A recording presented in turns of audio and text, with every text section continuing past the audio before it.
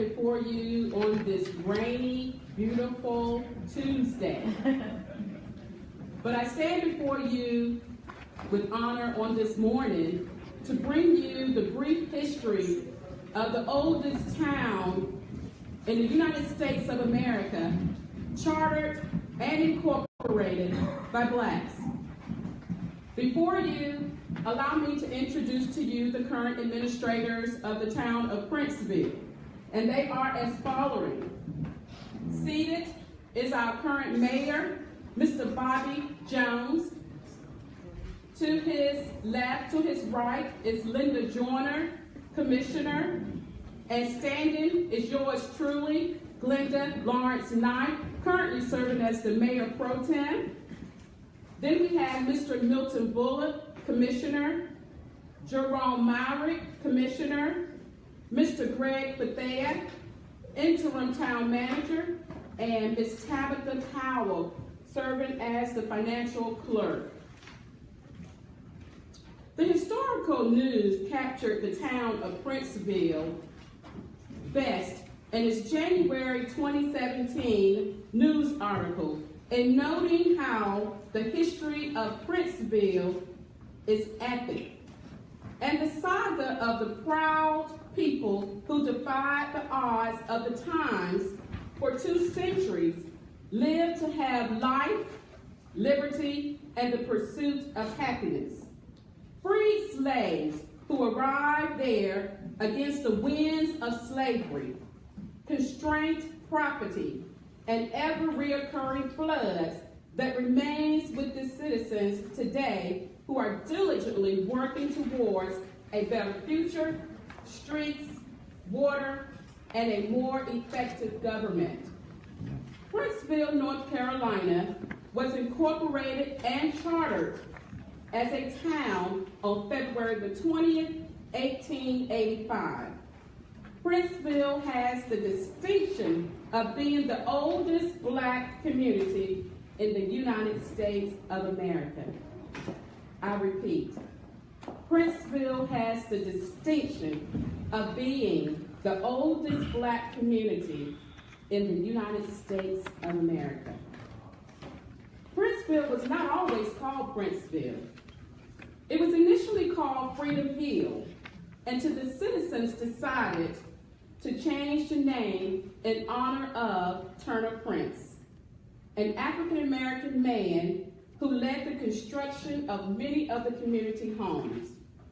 Despite the hardship, freed slaves remained loyal to their dream based upon faith, hard work, and a common goal to have a self-government community.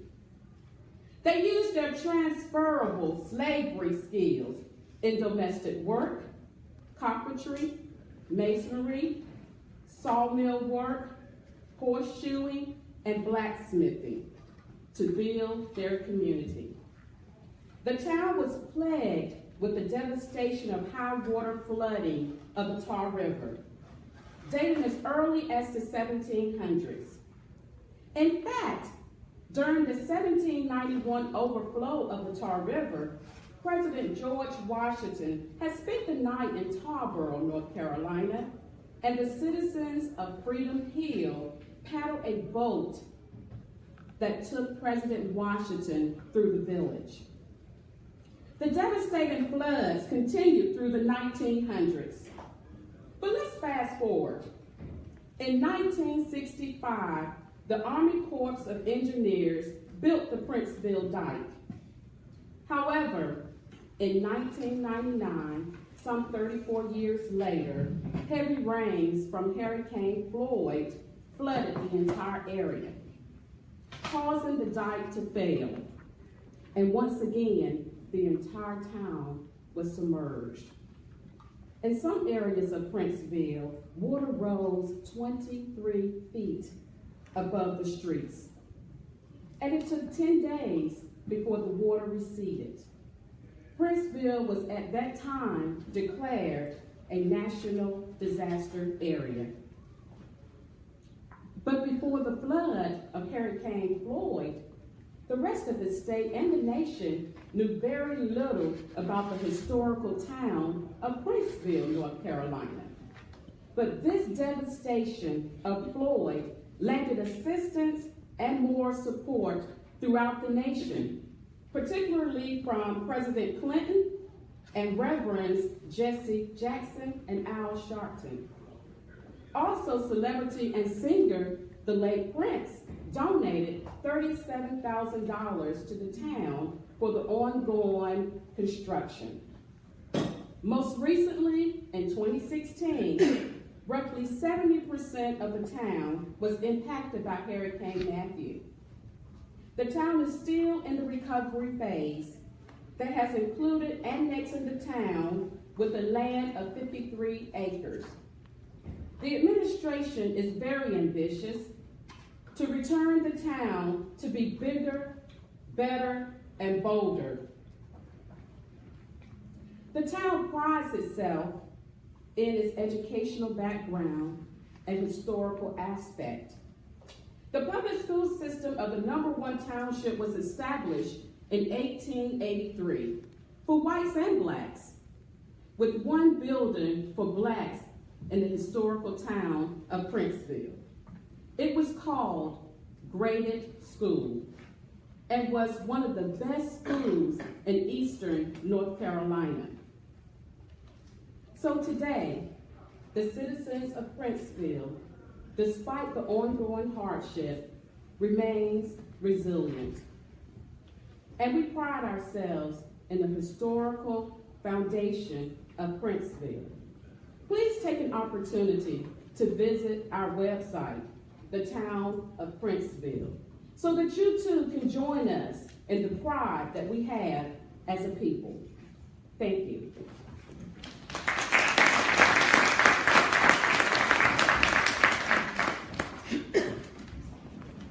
Guys, while we're transferring, if you have empty seats beside you, we're asking that you can ditch yourself so we can get everybody seated.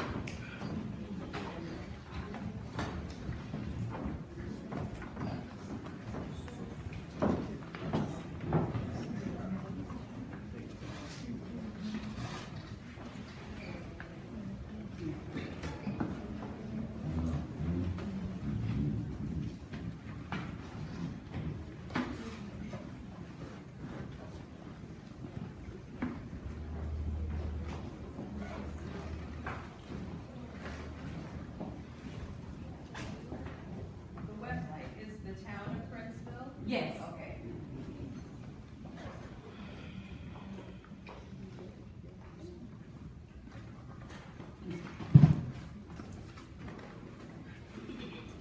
Good morning. Good morning. My name is Dr. Alisha Winn. I'm an applied cultural anthropologist from West Palm Beach, Florida.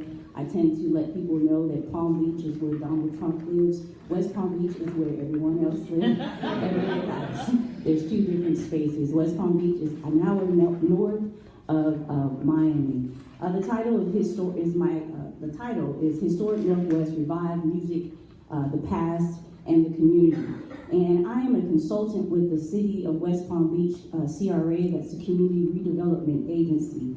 And it is responsible for developing and implementing a plan that addresses the need of a targeted area from blight and disinvestment. And I was hired, which was actually surprising to me, to initiate and establish community engagement. The entire neighborhood is actually being redeveloped.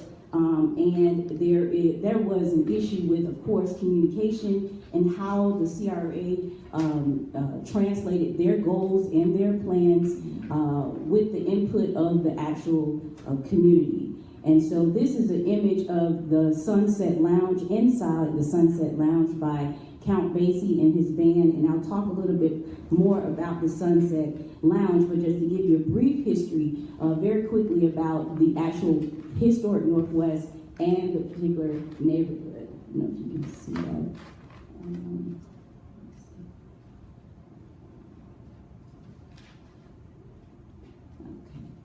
The sticks. In the 1800s, several black families from southern states in the Caribbean were hired to work on the island of Palm Beach. And remember, I just said Palm Beach is where really the richest people in the world have their vacation homes, as well as Donald Trump. But as you can see, the initial and original residents of Palm Beach were African Americans and those from the Caribbean, and it was called the Sticks. They were hired, but workers came to assist in extending the Florida East Coast Railroad from Juneau to West Palm Beach, building the Royal Ponciana Hotel in Whitehall for Standard Oil magnate and land developer Henry Morrison Flagler. And when Flagler built his 2 resort hotels in the mid-1890s, workers on the projects from the Caribbean, they set up residence in what is called the Sticks. However, once the hotels were built, once things were established, this was prime property, and everyone knows the end story. In the end story, they no longer live in Palm Beach. These particular residents moved into what is called Pleasant City and the historic Northwest. Now, the historic Northwest is actually located on the west side of Pleasant City, where residents resided. It was the only area that African Americans or people of color could actually live. It was set up by the CRA in the 1980s to establish boundaries.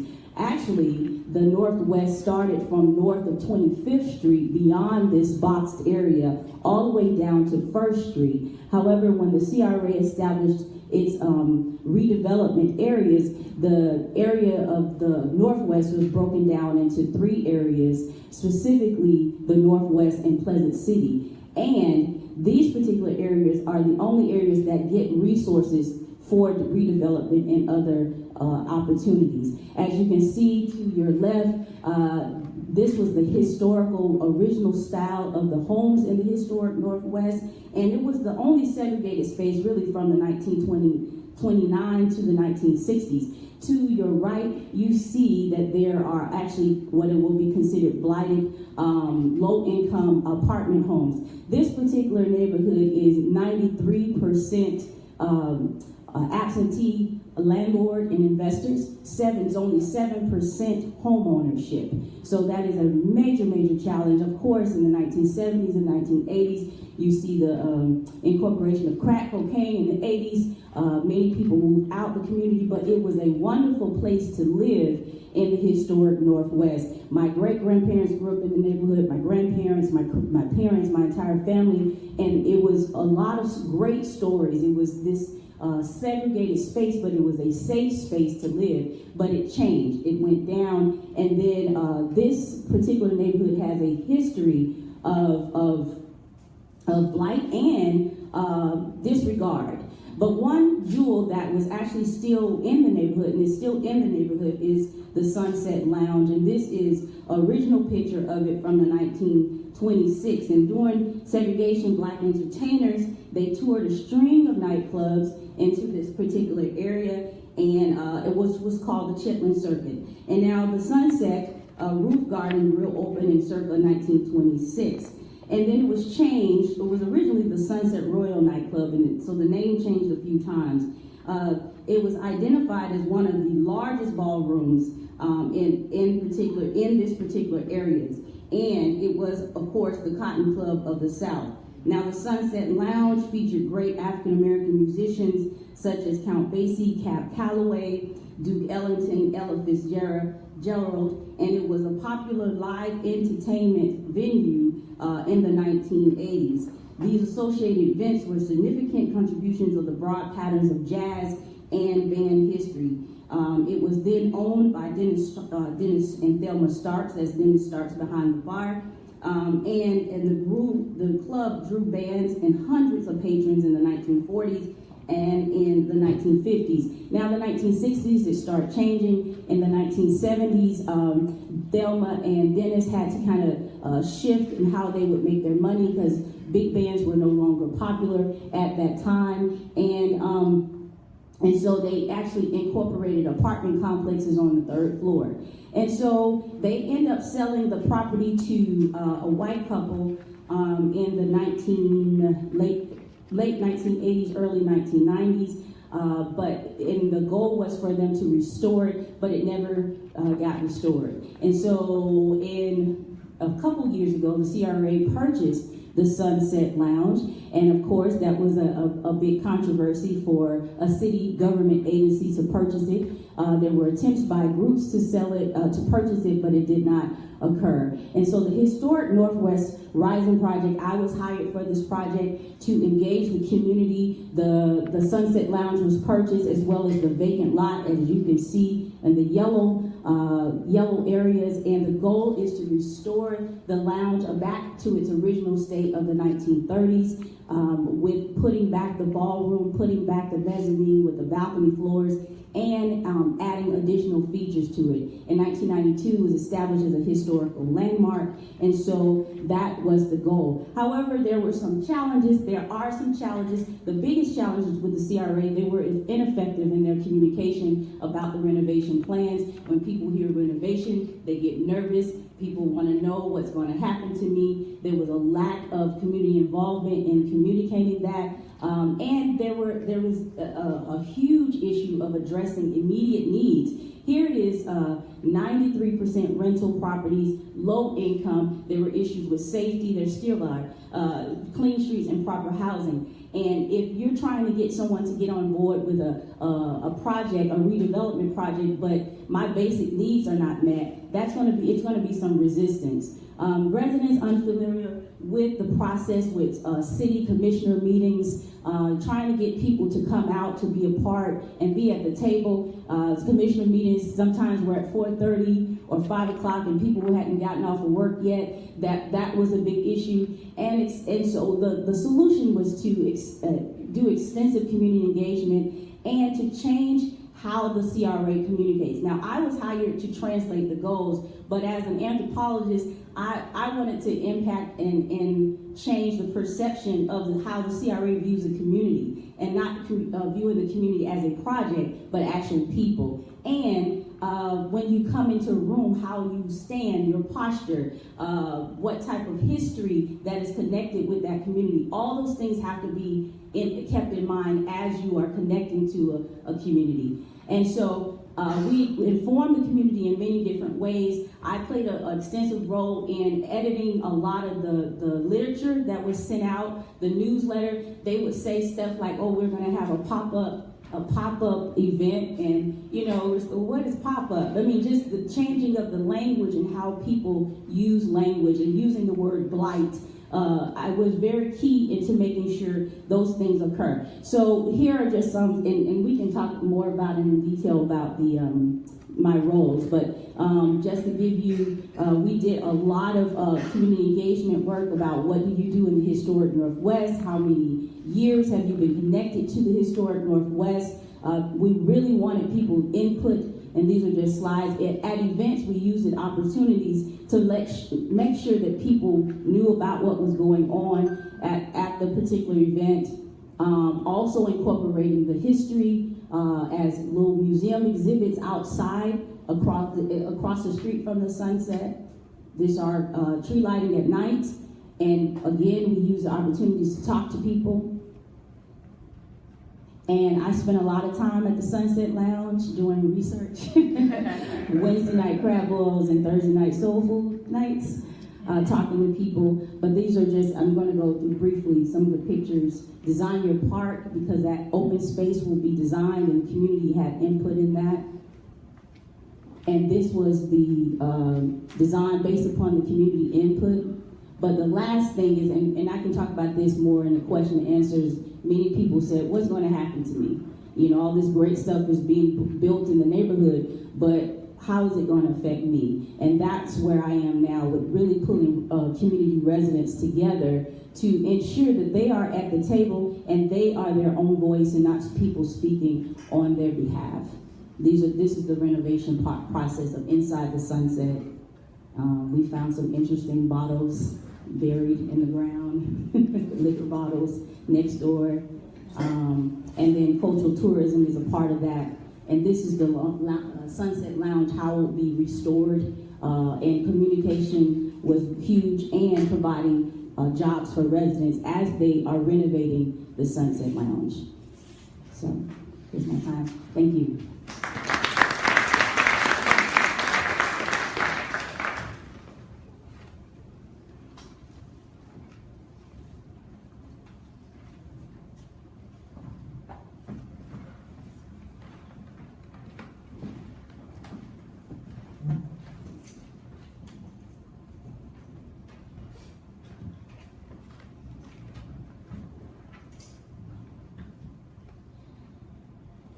Good morning, everyone. Good morning. My name is Danielle Purifoy. I am a PhD candidate in environmental politics and African American studies at Duke University. And I'm going to follow these two great presentations by Dr. Winn and Mayor Pro Tem Knight to talk a little bit about independent Black towns, and particularly one, actually, I'm focusing on Princeville today, in historic independent Black towns in North Carolina. Okay, so first, what are independent Black towns? How am I defining this? So I'm defining them as incorporated municipalities, right, with a separate municipal government, but that have Black founders in particular, right? So this is separate from what we might think of a demographically Black city, like historically Detroit, and increasingly less so, right, in Washington, D.C., places that have maybe a majority or sort of more overrepresentation of Black communities within the towns, but have white founders, okay? The populations of independent Black towns, even though we don't know very much about how many there are still existing across the country, we do know that the ones that do exist are typically pretty small, right? About 10,000 or under. And they're mostly, I think, kind of unsurprisingly, in the U.S. South, although they are distributed right across the country. You can actually find Black towns and Black settlements as far north as Saskatchewan in Canada. So why independent Black towns? Why am I focusing on those rather than sort of what we think of as chocolate cities? So this is actually a quote from the Princeville website about how the Freedom Hill location, right, symbolized opportunity for Black men and women to define their own independent future. And that is, and that's not really separate, right, from the idea that Black unincorporated communities or Black communities within majority white cities, right, have vision, but there's this additional step, right, of sort of breaking away of secession, if you will, from white communities to form independent Black municipalities, to try to use the apparatus of local government, right, to build independent spaces. And Ernest Bearfield, who was actually the town manager back in 1972, said in a management analysis that it's been primarily in the area of small town America that this vision, right, of Black autonomy and independence has been given some space for forwarding. So my research questions are, how does independent Black municipal incorporation impact the development prospects of Black towns? In other words, how effective, right, has it been for Black towns to be able to use these existing government mechanisms of municipal incorporation to fulfill, right, the dreams of Freedom Hill, right, of a place like Taylortown, which is down in Moore County, or Navassa, which is out adjacent to Wilmington. And second, what do common patterns in Black town development teach us about the racialized structures of local governance and management? And I'm particularly focused as an environmental social scientist on what that means for the built environment. And I'm going to focus particularly on water infrastructure in this talk.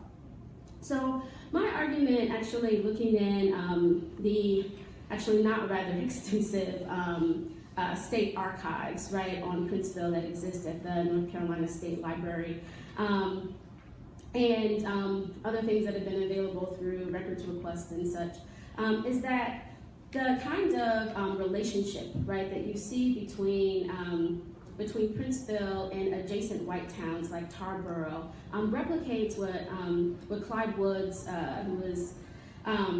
who was an urban planner and geography scholar, calls the plantation power regime. And what that means is that when you have these sort of parallel towns that are typically date back, right, to the postbellum era, right after the Civil War, what ends up happening is that the white town, in this case Tarboro, essentially replicates the sort of power structure of the plantation, right? It's basically an evolved power structure that evolves into a white, what we think of now as just a white municipality. And what that means for independent Black towns or even unincorporated Black settlements outside of these white planter towns, we might call them, is a profound kind of resource structure of resource extraction. So I put Princeville here as the bigger arrow than Tarboro because this is a representation of the flows of resources. That Princeville's resources are flowing into Tarboro to sort of feed Tarboro, and Tarboro, the returns, right, on that sort of investment in labor, resources, and commerce, right, spending power, right, is being absorbed by Tarboro, and Tarboro is not actually feeding, right, Princeville in any sort of similar way, right? And this is, if you study plantations or even think of, right, the sort of power structure of slavery, this is how the regime works, right? It's a systemic extraction of labor, even though you have people who are ostensibly volunteer in labor, the way that the structure works is a similar kind of extraction. And what I'm arguing is that has some significant meaning, right, for the future and capacity of municipalities like Princeville, even when they try to break away. And this is actually very telling, right? This is the introduction of the a management analysis from 1972 from the then town manager Ernest Fairfield. What is of most importance to Princeville is the fact that whites in Edgecombe County and Tarboro have a high degree of tolerance for Negro existence. They seem to feel that the Negro ought to have his success. This may change should Princeville become an active Black town and a true force in the county. Only history can tell. And so I'm looking at, really interested in thinking about the structures of municipalities and how this kind of structural dependence, right, on Princeville in terms of jobs, right, in terms of commerce, right, presents itself, right, or how it was structured. So this is actually the charter, the original charter from Princeville in 1885. And you don't need to, you can read all of it, but basically what the General Assembly did when it incorporated Princeville was it tethered all of Princeville's laws and policies initially to the town of Tarboro. So they could not pass laws that were in conflict initially with Tarboro. And I've never seen this be abolished. I know that there is a new charter, but I actually don't know, and maybe Mayor Pro Tem Knight can tell me sort of when this particular provision was struck from the books. It also fixed Princeville's property tax values so that it could not, up until the 70s actually, pass taxes above, I think it ended up being above $1 for per $100 valuation in property. And what this meant in terms of the development of basic infrastructure like water was that there weren't the kind of resources, the kind of tax base, right, to fund the building of an infrastructure. And so in the 70s, Princeville was trying to gain the access to the resources through HUD's community development block grant funding. It found that that Tarboro had actually been using its eligibility to gain its resources for itself, right? So it's been actually extracting in its application process resources from Princeville, which it was not then redistributing.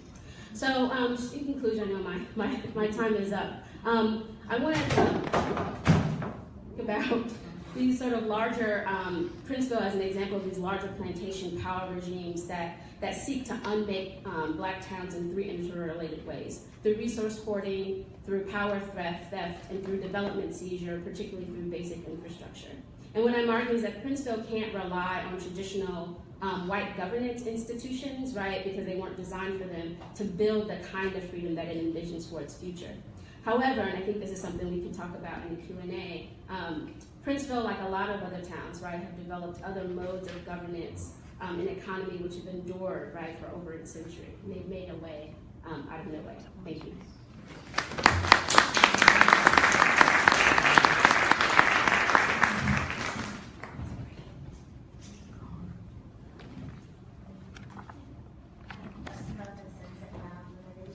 Yes. Yeah, it looked like there was another structure that was being added to it that might be a cultural center or museum. I wondered what the purpose of that space was, and if the city or the committee has an economic development strategy in place that sets forth how they intend to directly economically benefit from both buildings.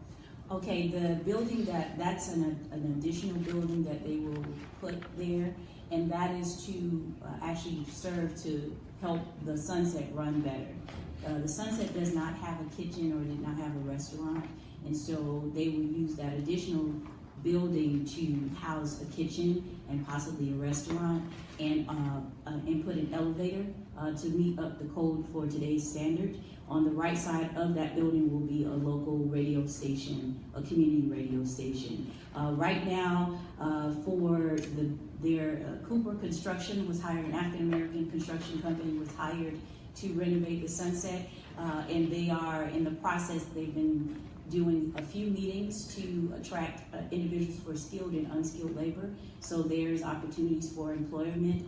Right now we're in the building stages of that economic development and how that will benefit the community, and it is a challenge given a community that has been neglected for so many years to even trust that that's something that it will be beneficial to them. But those are some of the things that are set in place right now for skilled and unskilled laborers for the and subcontractors to help renovate it. So. How important is it for a community to have a liaison like yourself or some consultant to help them navigate the city versus the developer? You know, it's very important. It's a difficult task, but it's important because you have this city government agency, which is connected to the city, but an outside agency, and they make major decisions about a neighborhood with good intentions, I would suppose. But there have been several times where they've had meetings and they've made decisions of bringing in outside people or something that would not be beneficial, and I was at that meeting and I interjected on many things. Some people say, oh, you work for the government, you work for the man, but at the same time, I consider myself an advocate because advocacy comes in different forms, and people need to be at the table. So a consultant like myself, it is very beneficial to be at the table because I can, put my input and say, the voice or the view of the community, it is not in the best interest of the community to do A, B, and C. Sometimes they listen, sometimes they don't. So, because some things are already established, but in this development process, how can the community come at the table? And I'm constantly putting that at the forefront. So yes, it is very, very, very much so. We need to be at the table. Question, I want to know what kind of efforts do you know that are underway with some of these communities to unite across state lines to come together to help one another to be as organized and methodical as you all are in getting things done and get done. So we have Eatonville, for example, of the Black Spirit County and cities that need to get together in alliances. There's one under John Ford.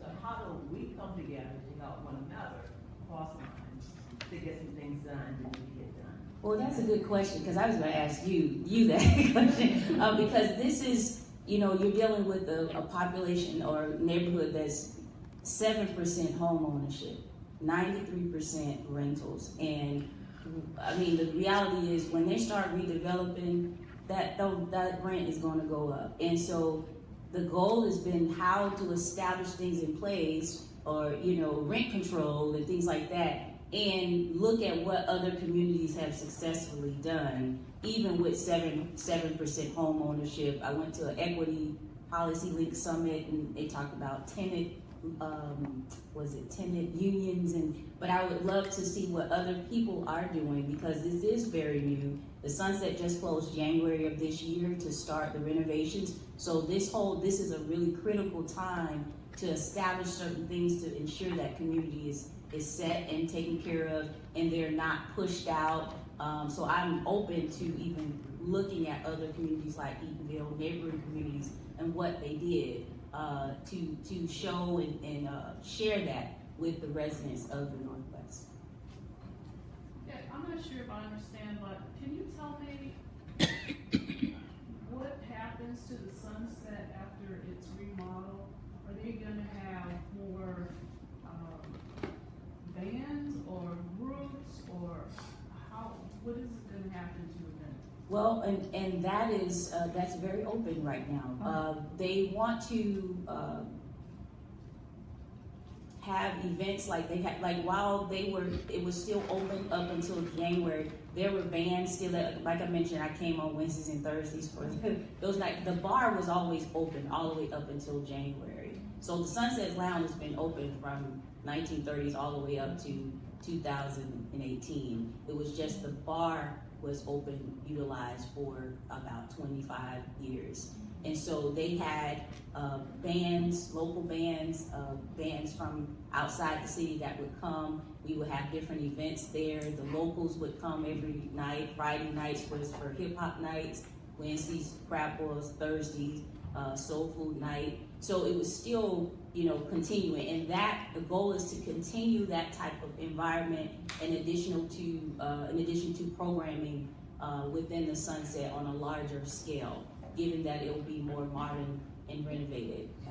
And because it was a multiple use, my mother talked about having her cotillion ball there in the 1950s. They had fashion shows, they had protests there. So it will go back to its multifunctional use like it did back then.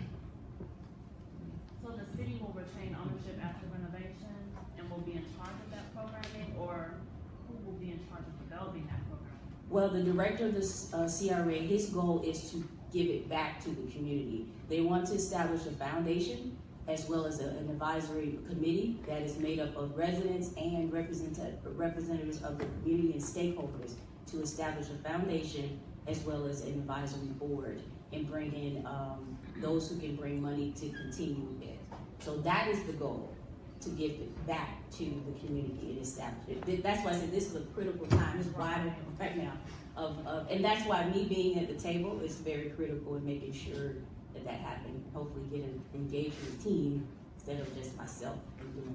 Are there any arts or cultural personnel at the city that do that type of work citywide in terms of cultural programming? There are some, and there are even local community representatives of the community that do that kind of work. So when that process begins, it's very important to have those from the artistic and art and public places at the table, and as far as developing that committee as well as that foundation too.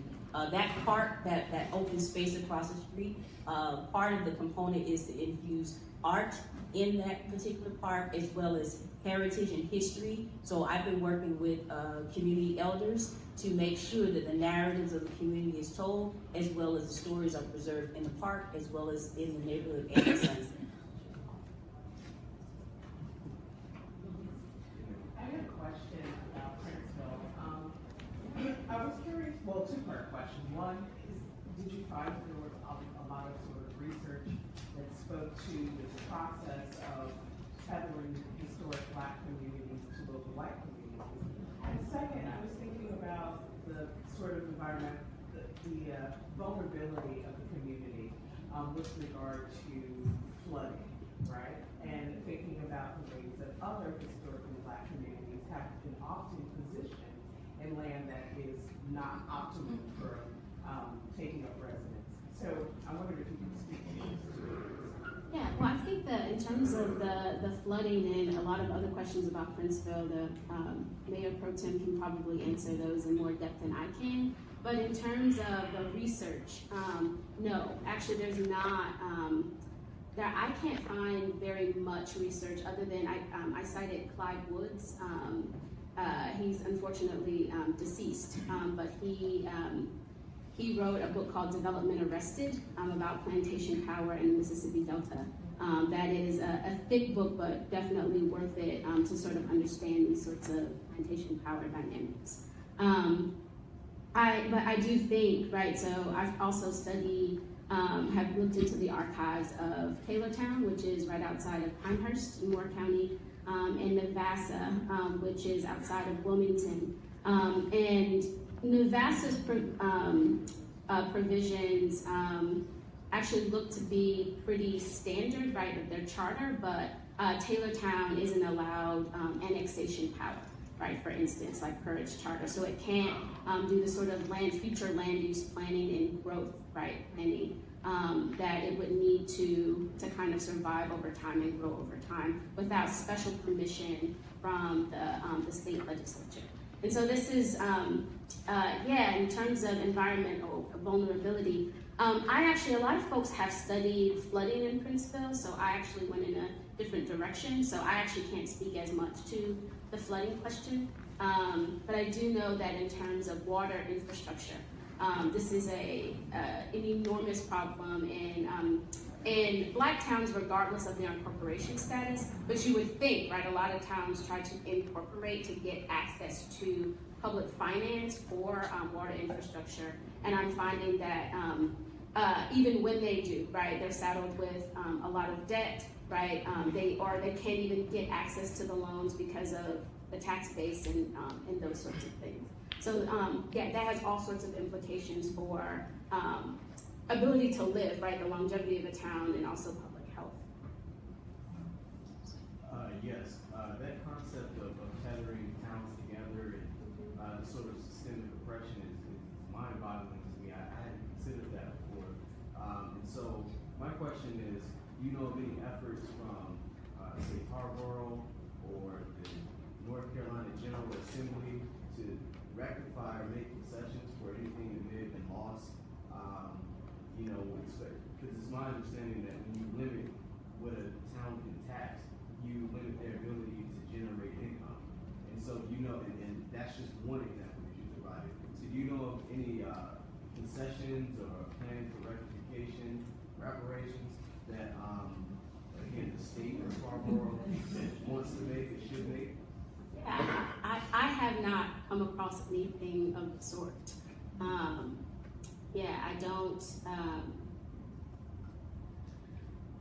Typically, what I found, right, the thing that I actually, the story sort of that I didn't tell that was in that sort of last slide with the Princeville hemmed in by red tape was that when Princeville, after they found that Tarboro was basically stealing, right, like Princeville's eligibility to get money that they were using to develop, HUD actually came in and decided that instead of compensating for the millions of dollars, right, of losses, that what they really needed was some money for training for proper, to be proper town managers, right, which is how we got the 2 town managers in the 70s, right, and then when Princeville got to apply for the HUD grant funding, they were advised to seek an annexation, which they were also barred from doing, right, unilaterally. They sought a variance to annex a community outside. I can't remember what this is. Is it Southern Terrace or It's Southern Terrace? And then that community actually ended up suing. And there was an investigation under the Voting Rights Act alleging that Princeville was trying to quote unquote dilute the Black vote by annexing a community that had more white people in it, right? So it was, just right, like in terms of right, like access, they eventually got funding to fund the system, right? But sort of by the time you go, like the kind of delays that happened there, and then the 70s was like the last decade, right, of this sort of what we might call like free money, right, like from the federal government, these grant programs. Once the Reagan administration started, all of these, most of these grant programs converted into loan programs, and then these communities were even more, right, like prohibited, right, financially from accessing finance. Thank you. I was just wondering, you said that there were independent black towns all over as far north as Canada, and I'm guessing a lot of them have experienced similar struggles to that. Have there been any efforts to make kind of connections between those towns to learn from each other, or have any shared strategies or methods or anything? I mean, yes, I know of the Historic Black Towns and Settlements Alliance. I think, right, was a huge partner in this sort of bringing this conference together. But I'm just sort of starting, right, to like learn about these things. So there may be a lot more kind of alliances that I know of.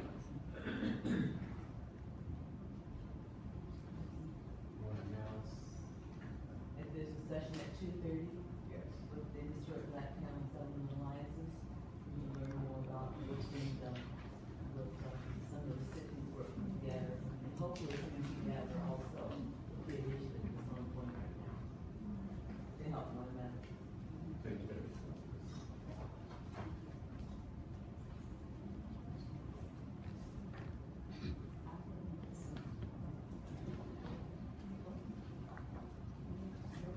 Any other questions? Thank you all. Thank you for coming.